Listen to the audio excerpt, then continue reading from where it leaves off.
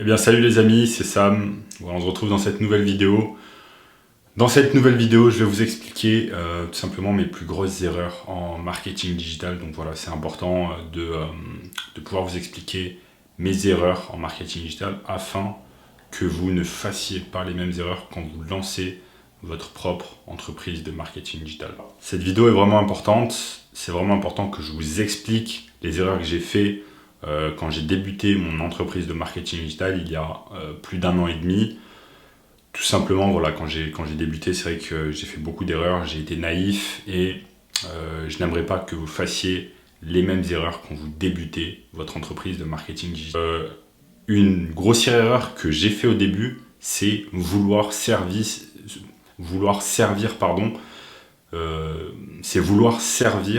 toutes les niches. Donc maintenant vous avez compris qu'une niche en fait c'est un ensemble de professionnels qui travaillent dans un secteur particulier, et au début j'ai fait vraiment cette erreur de vouloir servir tout le monde, de prospecter toutes les niches. Donc maintenant que vous êtes habitué à cette chaîne, je parle souvent de prospection. Donc au début ce que je faisais beaucoup de prospection téléphonique et je faisais exclusivement je prospectais en fait toutes les niches, donc que ce soit dans n'importe quel secteur. Je passais d'un restaurant à une clinique esthétique, à un salon de coiffure, etc. Ce qui est vraiment une mauvaise idée. Pourquoi ? Parce que chaque niche a une façon particulière de procéder à un certain code, et donc vous devez apprendre ces codes-là afin de savoir comment vous adresser à l'entreprise en question afin de pouvoir la closer. Donc il va falloir parler. Ce qui se passe quand on n'est pas concentré sur juste une niche en particulier, ce qui va se passer, c'est qu'on va faire ce qu'on appelle du niche jumping. Donc c'est passer d'une niche à une autre, ce qui est une mauvaise idée. Donc je m'explique. Par exemple, vous vous lancez dans une niche en particulier, vous dites je vais servir cette niche en particulier. Donc par exemple la niche des restaurants, donc je vais aider des restaurants à obtenir plus de clients, mais au bout de quelques appels, au bout d'un peu de prospection, au bout de quelques jours de prospection, vous n'avez pas de résultat, et donc vous décidez de faire du niche jumping et donc de changer de niche, ce qui est une très mauvaise idée. Donc ne jamais faire ça, parce que vous n'allez pas vous concentrer sur une chose à la fois et ça va complètement vous déconcentrer. Deuxième grossière erreur que j'ai fait, c'est vouloir proposer trop de services à la fois pour mes clients. Grossière erreur, parce que encore une fois ça va vous déconcentrer. Vous n'allez pas pouvoir être expert juste sur un service ou deux services, mais votre esprit en fait et votre travail vont être dispersés sur plusieurs choses, ce qui est une mauvaise idée. Donc imaginons que vous signez un client en particulier dans une niche en particulier, et que cette entreprise a besoin de services de marketing digital. Une grossière erreur serait de lui proposer trop de services. Donc par exemple, lui proposer la refonte de son site internet, lui proposer du Facebook Ads, lui proposer du community management, du SEO. Donc vous n'êtes pas Superman, vous n'allez pas pouvoir faire tout à la fois, qui plus est quand vous débutez, et qui plus est quand vous travaillez seul. Donc mon plus grand conseil ici, c'est concentrez-vous sur un ou deux services à la fois, où vous allez pouvoir être expert, donc par exemple du community management ou du Facebook Ads, ou alors du Facebook Ads tout seul. Pourquoi ? Parce que chaque service en fait a des spécificités, et donc si vous voulez être vraiment un bon professionnel, il va falloir vous concentrer sur un ou deux services à la fois. La troisième erreur, c'est ce que j'appelle rester bloqué sur juste un mode d'action et ne pas varier les choses. Vous vous lancez dans la prospection et vous faites que de la prospection téléphonique et zéro prospection par email. Eh bien, ce n'est pas une bonne idée. Qui plus est, par exemple, si vous faites de la prospection par téléphone et vous voyez que vous n'y arrivez pas parce que vous n'avez pas les bonnes techniques, donc que ça ne marche pas, et que vous restez bloqué dans cette situation-là pendant des jours, voire des semaines, et bien vous n'allez pas pouvoir faire avancer les choses, faire avancer votre business, et donc c'est une mauvaise idée. Ce que moi je préconise, c'est de varier les choses. Vous devez varier les choses, donc vous devez faire autant de la prospection téléphonique que de la prospection par email, que de la prospection via Facebook Ads par exemple, ou Google Ads. Donc varier ces choses-là, c'est extrêmement important. Notre erreur, une grossière erreur que vous pouvez faire, c'est adopter plusieurs techniques de vente quand vous commencez la prospection. Donc ça, c'est une erreur également que j'ai fait. Eh bien, à chaque session stratégique que j'avais avec un potentiel client, eh bien, j'adoptais des techniques de vente tout simplement différentes, et chaque fois je changeais, ce qui est une mauvaise idée. Ce que vous devez faire, c'est vous atteler à seulement une technique de vente en particulier, et c'est ce qui est vraiment important.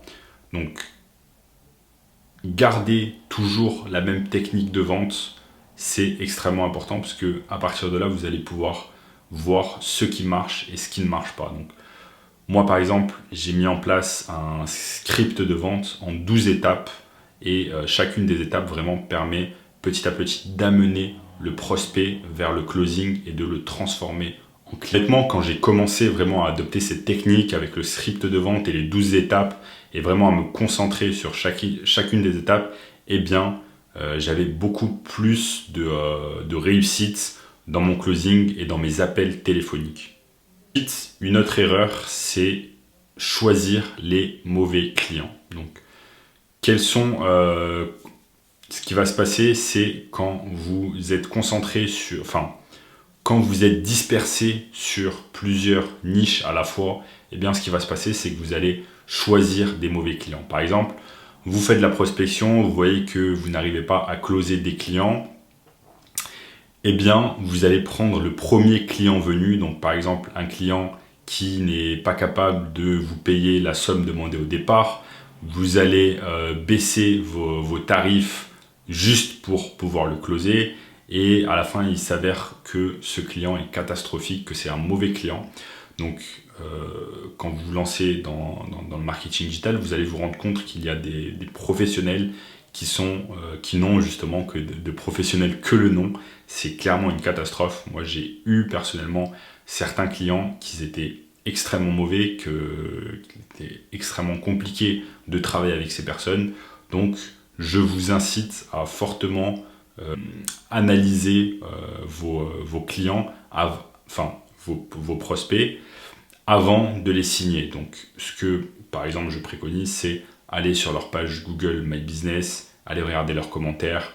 Donc, par exemple, si vous êtes dans la niche des restaurants, allez regarder les commentaires de ce restaurant, allez voir comment les clients parlent de ce restaurant. Parce que si déjà le restaurant en question, par exemple, a de très mauvais commentaires sur Google, eh bien, vous allez pouvoir avoir une idée globale de cet établissement, et vous allez vous dire, eh bien, si les clients déjà ont un avis extrêmement négatif sur cet établissement, eh bien, il y a de fortes chances que le dirigeant de cet établissement, eh bien, va mal se comporter avec moi, et je vais prendre des risques, par exemple le fait qu'il ne me paye pas, ou des choses de ce genre. Une chose qui est liée à ça, c'est ne jamais se lancer avec une entreprise qui est vraiment en grande difficulté financière. Vous avez énormément d'entreprises qui sont en très grande difficulté financière, et elles vont penser que vous allez les aider à complètement changer leur business en 2 semaines grâce au digital. Or, c'est faux, parce que c'est quelque chose qui prend des mois, et donc c'est un travail de longue haleine. Et donc, mon conseil ici, c'est ne jamais se lancer avec des entreprises qui sont vraiment en grande difficulté financière. Pourquoi ? Parce que de 1, elles vont vous mettre la pression pour que vous ayez des résultats ultra rapides, et de 2, elles risquent de faire un défaut de paiement, et elles risquent de ne pas vous payer au bout du premier mois ou au bout de quelques mois. Donc ne jamais faire cette erreur. Moi, c'est une erreur que j'ai réalisée au début. J'avais signé un restaurant, donc c'est vraiment au début quand je servais plusieurs niches. J'étais vraiment pas focalisé sur une niche en particulier. Donc bref, j'avais signé ce restaurant, et il s'avère que j'aurais dû analyser un peu plus le gérant de ce restaurant, parce que voilà, il avait certains comportements qui laissaient à penser que la suite allait mal se passer. Effectivement, quelques mois plus tard, j'avais travaillé pendant plusieurs semaines pour cet établissement et je n'ai pas été payé. Cette personne, le gérant de ce restaurant, n'a pas voulu tout simplement me payer. Donc après, c'est très compliqué. Et qui plus est, j'ai fait une autre grossière erreur, c'est de ne pas lui faire signer de contrat. Donc là, on va en parler sur le prochain point. Donc j'avais fait également une grossière autre erreur. Enfin, dernière erreur, c'est laisser le client ou le prospect décider des choses importantes. Donc, il faut que vous mettiez en tête que quand vous débutez votre entreprise de marketing digital, vous êtes au contrôle, vous êtes le maître, vous êtes le boss, et donc c'est vous qui décidez des choses à mettre en place. Donc, premièrement, quand vous faites un appel téléphonique, quand vous êtes au téléphone avec un prospect, c'est vous qui décidez de la marche à suivre, c'est vous qui décidez de comment va se dérouler l'appel téléphonique, grâce notamment au script de vente en 12 étapes. Vous décidez de tout cela et vous prenez le contrôle des choses. Ensuite, quand vous signez ce client, c'est également vous qui décidez la stratégie à mettre en place, que ce soit sur la stratégie par exemple de community management, la stratégie de SEO, la stratégie de Facebook Ads, vous décidez de ces choses-là. Ensuite, vous les soumettez au client.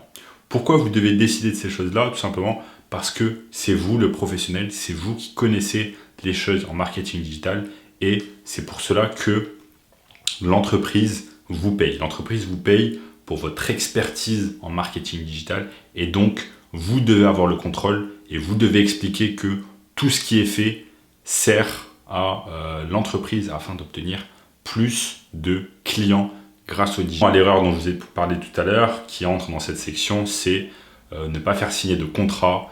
Donc moi, bien évidemment, quand j'ai commencé mon entreprise de marketing digital, j'avais un contrat type prêt, mais il s'est avéré quand j'avais signé ce restaurant parce que je voulais vraiment signer un autre client rapidement, eh bien je n'ai pas fait signer de contrat à ce restaurant. Pourtant, je lui ai proposé un contrat, mais le gérant du restaurant ne voulait pas signer de contrat, donc pour des raisons encore obscures. Mais en tout cas, c'est de ma faute. J'aurais dû lui faire bien évidemment signer le contrat que j'avais. Donc, l'erreur qu'il ne faut jamais faire, ne jamais commencer un travail avec un client tant qu'il n'y a pas de contrat signé et tant bien évidemment que vous n'êtes pas payé et que vous n'avez pas eu le premier chèque. Donc, c'est un truc super important que vous devez garder en tête. Donc voilà, cette vidéo prend fin. J'espère que vous ne referez pas les mêmes erreurs que j'ai effectuées par le passé. J'espère que la vidéo vous a été utile. Si elle l'a été, n'hésitez pas à mettre un like, à mettre un commentaire pour me dire ce que vous pensez. Abonnez à la chaîne et à activer les notifications sur la cloche. Donc, en tout cas, c'était vraiment un plaisir de vous faire cette vidéo. Prenez soin de vous pendant cette période de crise et on se revoit très bientôt.